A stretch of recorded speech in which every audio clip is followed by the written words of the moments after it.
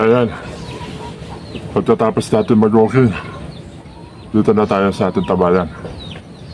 Isip naman tayo kung anong magagawin. Siyempre, isipin naman natin kung paano tayo kakain sa araw nito. Ngayon, kung paano tayo kakain at paano yung uulamin. So may bigas na.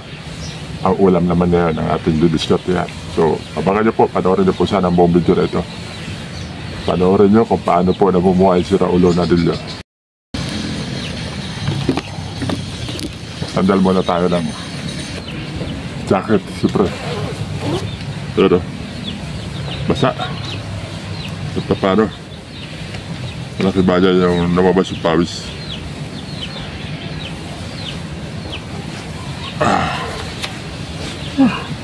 Sarap. Ayan o. Presto. Pag lumabas yung init sa katawan. Wala akong ulam. Ulit kaya dito. Dito, saka malunggay. Ito. Sa isang araw, nagtangkong ako. Tapos, kahapon, talbos. Dito na videohan. Ito mga talbos po, dito lang po ito. Tanim po ito ng aming landlord dito. Landlord dito sa inuupahan namin na maliit lang na araw-araw. So, yan o. Punta tayo dito. Medyo magyapang doon na pogo ah. Yan. Pogo. Yan. Pogo. Pogo. Ayun. Pogo. Ay.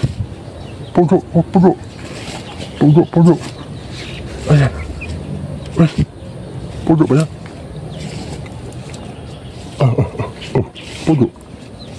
Pogo. Ay. Asan na pogo? Ay, yun. Ay. Hindi pala pogo yun.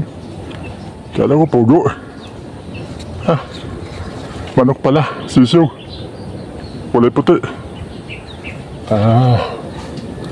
Wala ako ibang maulam.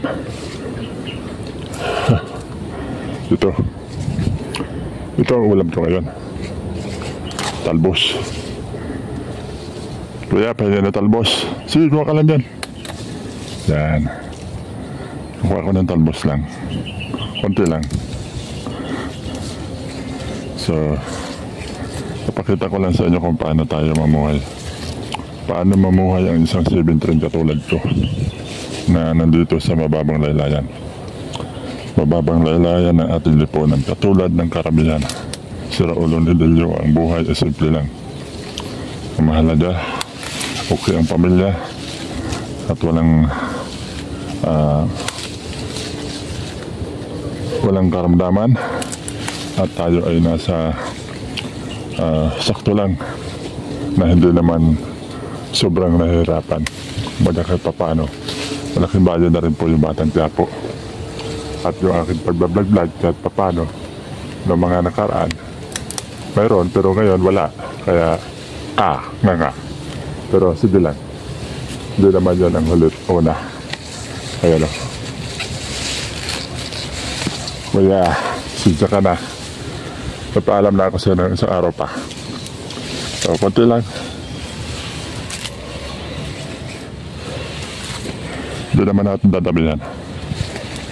Pitas-pitas lang po ito dito sa lalat sa landlord namin dito at meron tanim. Kaya malaking bagay po ito. Basta to, kuya. O, yan. Tama na. Ako lang naman kakain dito eh. So, yan. Salamat po, Kuya Boy. Kuya Boy Calasor.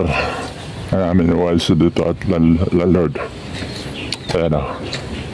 Kanyang bahay. Diyan po ako nakatira. Diyan ako nakatira. Sa likod. Ayan. Bahay po ni Kuya Boy yan. So, ito na. Ang problema na lang nito ay sahod. Oh. Sahod na lang. Dahil may sahod na, dahil may talbos ng kamuting kahoy na tayo, ang problema nga sahod.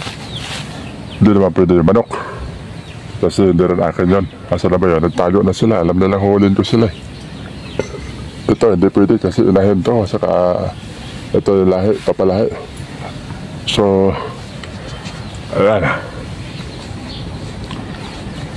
Isip muna ako kung paano yung pansahod. Alam ko na. Meron ako doon. Yun. May tira ako kahapon. Ay, kahapon ba yan? Noong isang araw. May tira akong tinapa. Tamban. Pwede pa yun. Kasi yun, tinapa na tamban. Pamatagala naman yun. Kaya pwede pa yun. So, partner na naman ito. At siyempre, nakabili pala ako ng gata sa Langkiwa. Shoutout mga taga Langkiwa, ha? Diyan sa market na Langkiwa. At medyo mura-mura at marami tayong pagpipilian. Siyempre, pang araw-araw na pagkain sa araw-araw.